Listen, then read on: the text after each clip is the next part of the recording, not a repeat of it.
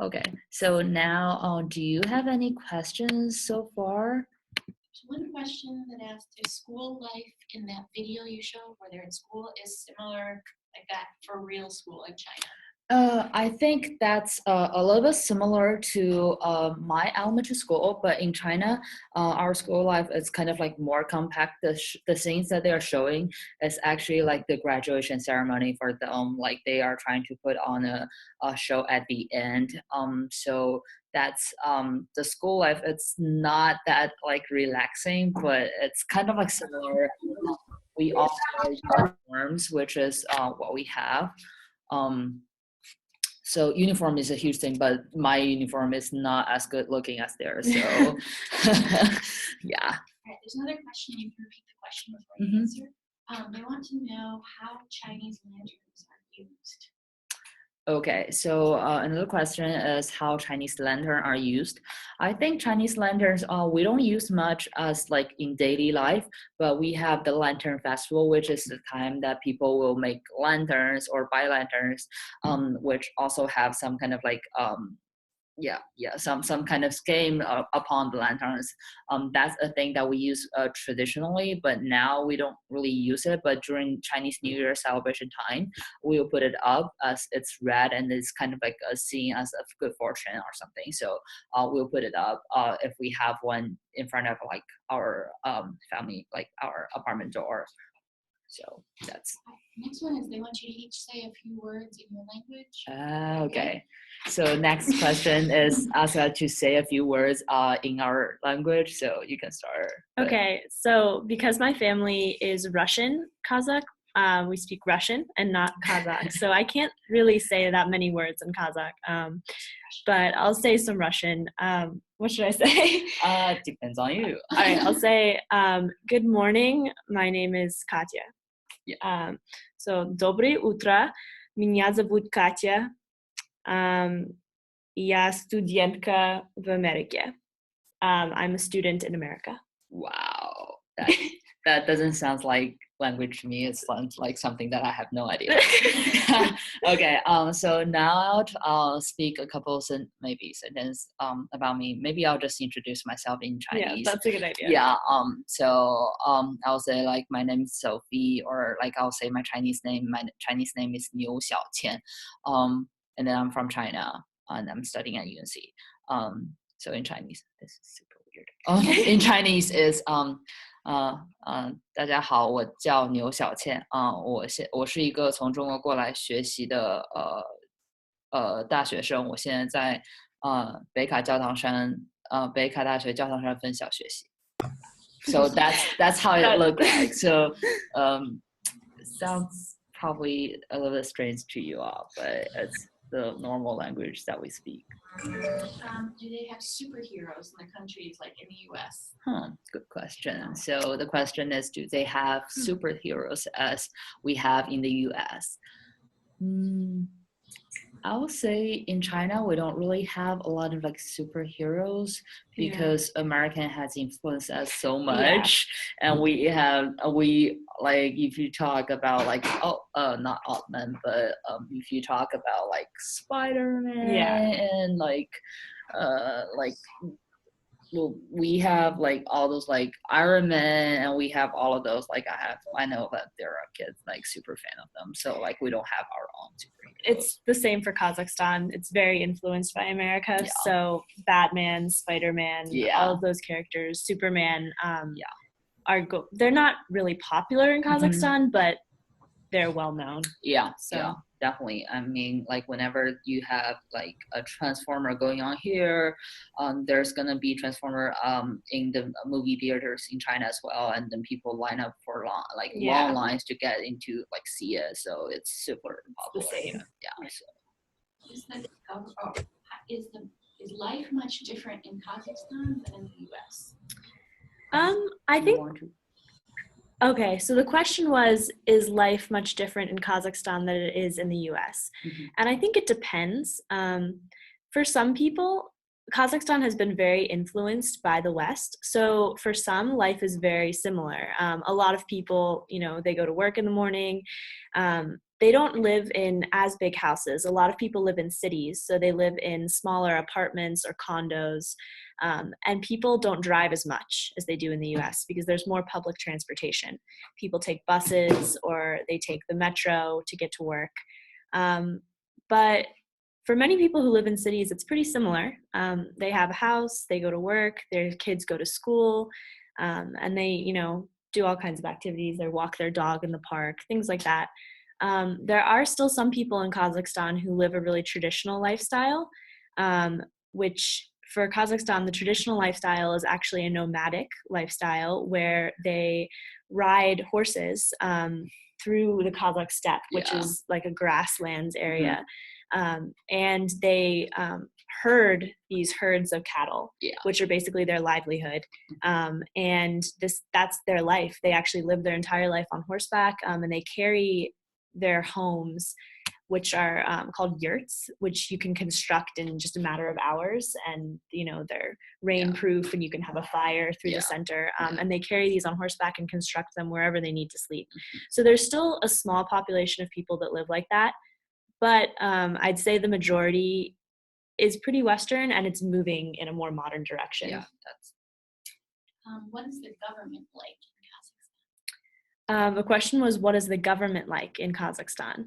Kazakhstan is technically a democratic government. They have elections just like we do in the United States. They have had the same president for the last 25 years. Oh, that's not. So it's up for debate, the democracy there. But everyone loves the president.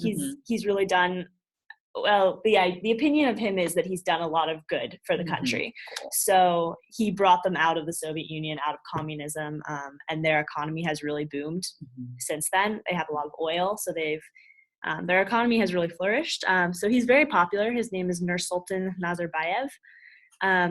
But there's also been some political dissent, and it's not super favorable in Kazakhstan to speak out against the government. Yeah, that's also the case in China. But then we need to have we need to change our president every, I think, 5 years or at most 10 years. We don't keep on that much time. So. Do you have slang in Chinese, and could you say some? Oh yeah, we have some slang. Okay, I'm think of one. Okay, one is I'll say it in Chinese. It's 吃土. So this is a verb, kind of like a phrase that if I say 我只能吃土, saying I can only the phrase, and the phrase, if you direct translate it, is eat the dust. Not the dust, but the dust on the sand, on the road. So eat the dust. The way that we say it is because we are the actual meaning of it is saying we are I'm broke, I don't have any money to go out and eat anything. We can just eat the dust instead of anything formal food. So that's a slang that is pretty popular right now. So. What are some of your favorite foods from your home country? Oh, so the question is, what is some favorite food in our home country? Oh gosh, this is a hard question for me. Food. Yeah. At 9:30 in the morning, we talk about food. All right. Oh, okay. So for me in China, because we just have so many food that I like, I probably cannot say there's one that is my favorite. Maybe the favorite one I should say my mom's cooking, whatever he cooks, and because she's a really good cook, and especially the kind of the pancake that she made. It's I just ate a lot of them whenever she make it. The pancake is not the soft ones. It's a little bit different. So that's.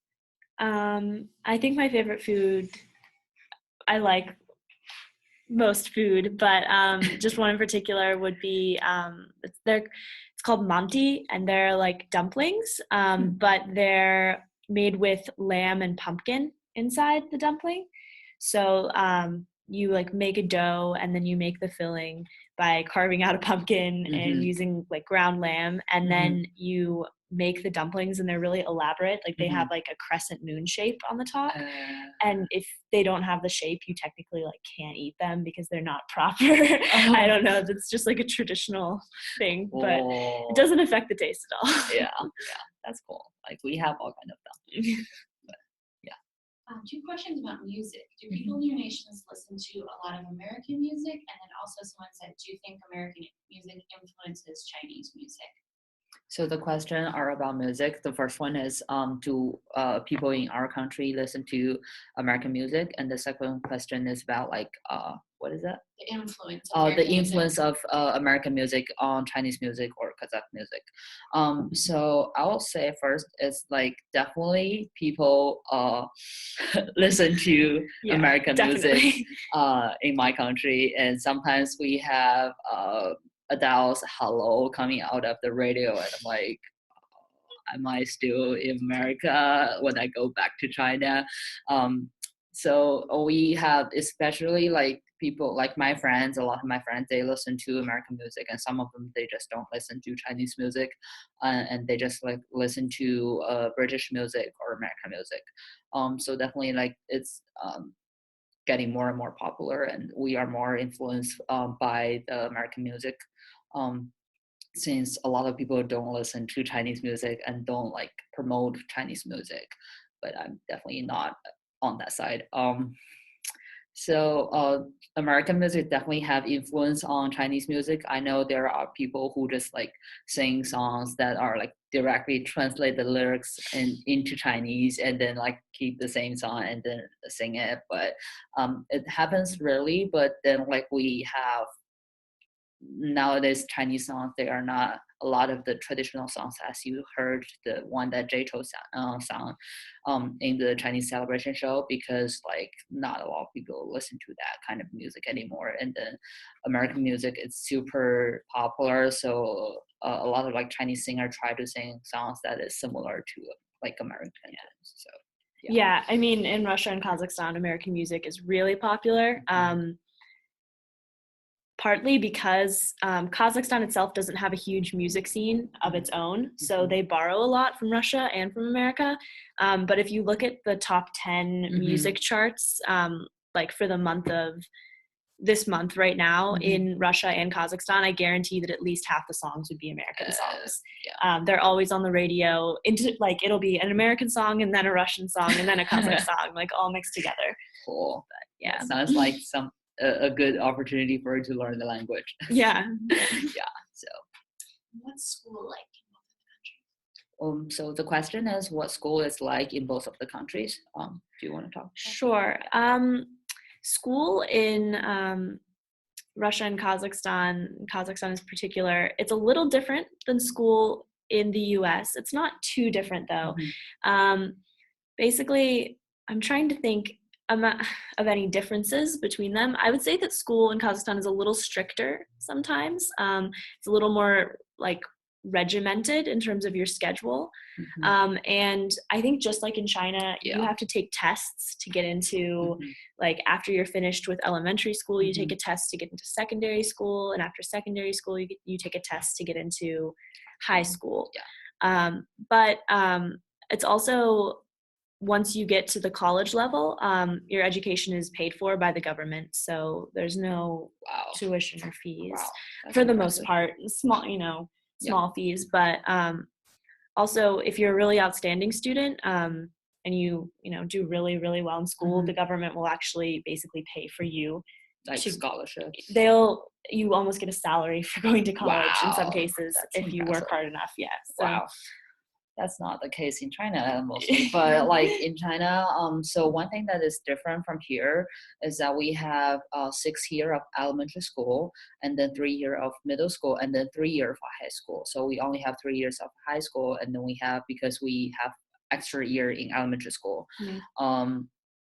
So the school in China, like grow up in China, I think our school schedule is definitely more compact than you are, and we definitely have more classes. So in elementary school we have, I think, 6 classes each day, and each class is probably 40 minutes, and we don't get out of school until 4:30. In middle school, we get out of school at 4:30 if we want, and then we can have like one more period of class, like going to do extracurricular things. But then in middle school we have at least 7 periods, 5 in the morning and then 2 in the afternoon. In China we have nap time throughout from elementary school all the way on to probably college. What? Yes. Oh my gosh. Yes, that's actually really helpful. I mean, like Wow. after lunch, you just get really sleepy, so we have nap time. So that's reasonable. I mean, that's reasonable for me. So that's one more thing. And also our test, especially the test from high school to go to college, it's super intense and it covers a lot of things. So basically we stop like learning new things because we kind of like push all the things that we need to learn in 2 years. So at the first 2 years in high school, finish all the learning, and then the last year is just going to be a preparation for the only exam you're going to take at the beginning of June, and then that's the only exam that it's going to be the criteria for what university you're going to do based on your score. And then like you don't even think about like your majors, a lot of people. So like until like what is your grade, and like maybe then you'll think about like what kind of like directions I kind of like want to go, and then pick like by rankings, pick out the first top ones that could be fitting like your scores. So that's Tel Aviv, definitely. But then in college, we don't need to, like it doesn't spend that much. We don't need to spend that much money. Yeah, because like the college tuition fee is super low. It's not expensive. Also, I don't know if it's the same case in China, but in Kazakhstan, most people live at home with their parents while they go to college, or they live in dorms, but there's not a lot of like campus lifestyle. Most of the colleges are in urban areas, so they're just the college itself where you take classes, and there's not a lot of, not like American colleges where you have this campus with lawns and like everyone living in the same place. I think in China we are more like American college, because like a lot of people, for me, I know a lot of students who don't go to the colleges nearby their home, so they go to other cities or other precedent with kind of like other states in America to attend schools there. So mostly they'll live in dorm. Dorm is gonna be cheaper than living outside of the dorm. And one more thing that I should notice is that like it's not really like during like middle school or high school life, we as student, we don't really go to do part-time jobs. So our parents support us for our education all the way until college. So like we don't need to think about like college tuition fee, because like our parents just support us for that. So it's very rare to have a part-time job. Your education is considered your job. So like you are supposed to concentrate on your study instead of like trying to do part-time jobs. So what is the most popular technology? So the question is, what is the most popular technology in your country? Do you want to talk about? Oh God. iPhones are very popular. Apps. Oh gosh. I would say it's honestly not that different than in America. It's very Western influenced again. So anything that becomes popular in the US will probably become popular in Kazakhstan maybe a month or two later. But iPhones, hugely popular, and they're difficult to get outside of the United States because they have to be sold at an Apple store, which is not available everywhere. And they're much more expensive actually in other countries, at least in Kazakhstan and Russia. They're a lot more expensive. So when someone has an iPhone, it's kind of changing now, but a few years ago, if you had an iPhone there, everyone was like, oh my gosh, you have an iPhone, that's so cool. So well, iPhone is popular in China as well, because like it's kind of like everyone's using iPhone right now. I see a lot of people using iPhone right now. But the price is probably similar, but a little bit expensive in America. So the app that is super popular in China. Okay, one thing I should say before that is that maybe some of you know that we have a firewall that stops us to use, like if I'm grow up in China, I cannot use anything that is Google like related, like Google, Gmail, or like Google Doc. I cannot use any of those, and we cannot have access to Facebook, Instagram, YouTube, Snapchat, probably GroupMe as well. We cannot have access to all of those. But that doesn't mean that we don't have technology similar to that. So we have that. So here, I don't know if you can see it. So that one, the green one, that one has a kind of like a small 3 there. The app name, it's WeChat. It is super popular in China, and I'll click on it. So this so this is kind of like the interface that it looks like. So it has like the kind of like you can subscribe to like small like stores that they have like public like things that they talk about. And also this is like me and chatting with my friend. So like it's just normal like Facebook chatting thing. And then we have those kind of like, we have the ones that we can have like multiple people add in, like this one has like 15 people. It's like a group meeting, we can talk there. And also like if I press here, we have this kind of like we can record and send it. So, and also this one can do Skype, kind of like a video chatting and also there's so many things it's on it. So here is like, this is like the normal interface, and then we have this kind of like, if you want to know more people, here's one that is like you shake your phone and then they get you to someone is near you that is using this shake feature as well, so that you can get connected to that person that you have no idea of. Okay. And then here's kind of like the moment, it's kind of like the Facebook tweets or like tweets. Like my friend, they can post things on it, and then they can have pictures, almost like 9 pictures together, and then they can do the like sentences. And then here we have the here button, and then we can comment here. So it's super similar to all the things that you have here, and it's all in one app. I mean, this is just it's useful to use. And the name is WeChat, VECHAT. If you know any Chinese students, like international students, they probably are using it because it's just super popular. My parents have it. They use it all the time. It has a lot of like interesting emojis on it as well. So yeah. They want to know why you can't use some of those American social media sites. Oh, so the reason why we cannot use those, I think, is because our government just forbid us to use it. I don't know why.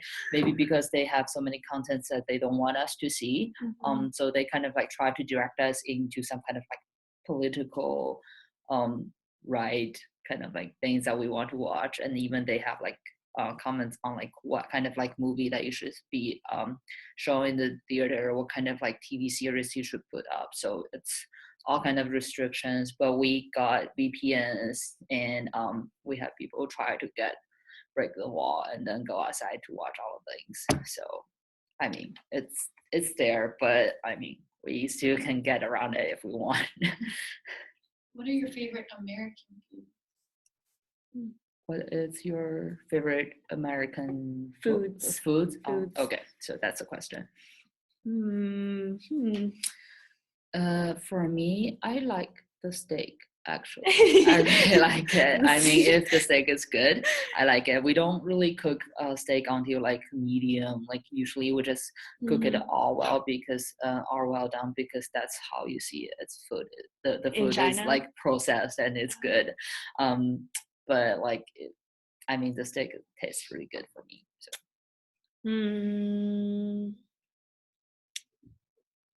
Trying to think. Mashed potatoes. Well, see, mashed potatoes are very common in Russia and Kazakhstan, true. Potatoes are very common. Yeah. I guess one thing that's different in America that they don't have in Russia or Kazakhstan is cereal. There's not like all the different flavors of cereal, like, you know, like Cocoa Puffs and Lucky Charms and things like that don't really exist there. So yeah, I like cereal. Yeah. And a lot of like tropical fruits we have here that, you know, aren't necessarily like American, but you can find them in any grocery store, like mangoes and papayas and pineapple and stuff are very hard to find in Kazakhstan. So I grew up in the south of China, so those things are really common to me. And I came here and like there's no fresh. I think it's more about the geological location. It's definitely about the location. Yeah. All right. So thank you for all listening to us, and that's all that we have for our presentation. Yeah. Thank you. Thank you.